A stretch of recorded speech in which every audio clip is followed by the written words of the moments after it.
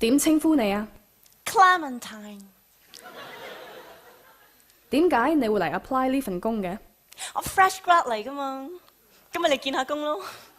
其實我上個禮拜嚟過噶啦，不過 interview 我嗰個人咧好串咯，但係 Uncle Dick 咧又好想我加入你哋呢個大家庭喎，係咪 Uncle Dick？Hello，Uncle Dick，Hello， 所以我咪俾多次機會你哋嚟見下我咯。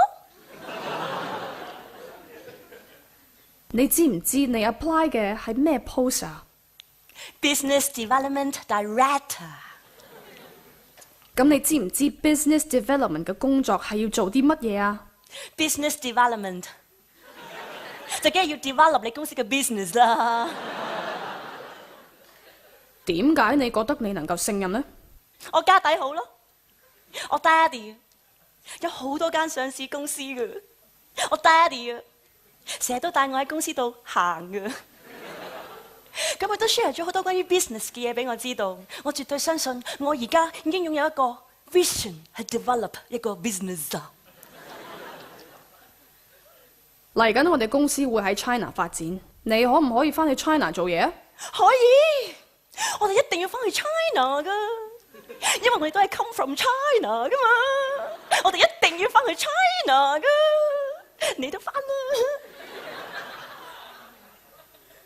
你點樣睇啲2、3線城市啊？我係唔會睇嗰啲2、3線嗰啲城市嘅，你會唔會睇嗰啲2、3線嗰啲藝員啊？唔會噶嘛，啱唔啱先？要睇嘅睇第一線啦，啱唔啱先？嗱，所以咧我會睇住個上海。 OK， 如果依家要你負責上海世博呢個 project， 你會點搞啊？我諗我真係唔會喺上海度搞咯，要搞嘅喺香港度搞啦，近我啊嘛。咁唔使 travel， 對皮膚冇咁傷噶，啱唔啱先？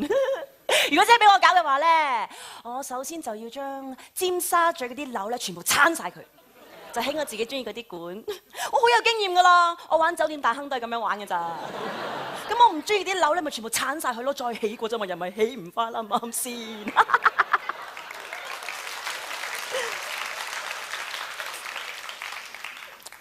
你 expect 你嘅人工係幾多錢啊7萬啊！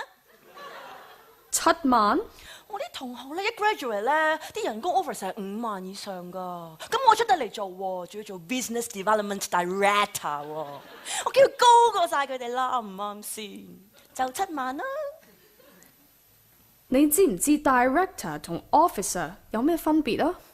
director 就梗係要 direct 啲 officer 啦。咁你有冇覺得你需要由低做起呢？冇需要，我一出身就咁高喎，有咩需要由低做起啊？你低嗰啲咪俾低嗰啲做咯。我咁高走落去低度做翻咁高，我好嘥時間咯，啱唔啱先？喂，你唔好話俾我聽，你要我由低做起喎，你係咪有啲乜嘢唔清楚啊你啊？你問清楚 Uncle Dick 你先同我講喎 ，OK？ Clementine， 好多謝你今日嚟 interview， 但係我認為呢個 post 唔係好適合你。Excuse me， 唔適合？有咩唔適合啊？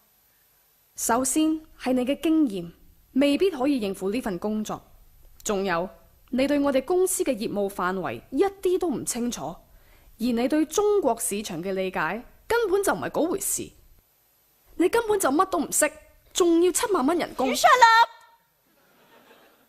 依家淨係我有問題，你覺得你自己冇問題嘅？你明知我 fresh grad 嚟噶嘛？你都俾咁大個上海世博嘅 project 我搞，你覺得你自己冇問題嘅？你根本 trap 我啦，你啱唔啱先？你 expect 個 fresh grad 係咩都會識噶？唔會噶嘛，啱唔啱先？如果我咩都識嘅話，我唔使嚟你公司度做啦，啱唔啱先？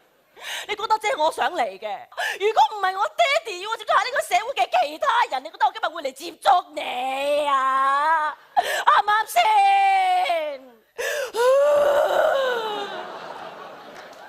我同你講，屋企大把，唔係 Uncle Dick嗌我嚟，我根本就唔會嚟。我嚟咗你激緊我啊你！又話我咩都唔識，咁我根本係咩都唔識噶啦，我 fresh grad 嚟噶。你揾咩俾我睇，你揾俾我睇，你揾俾我睇。如果你揾到一個人啊，一 fresh grad 出嚟識得咩叫 business development，你揾到嘅話，我話你好嘢到加01，啱唔啱先？我完全唔知你啲問題問乜嘢啊！你問緊啲問題超錯啊你！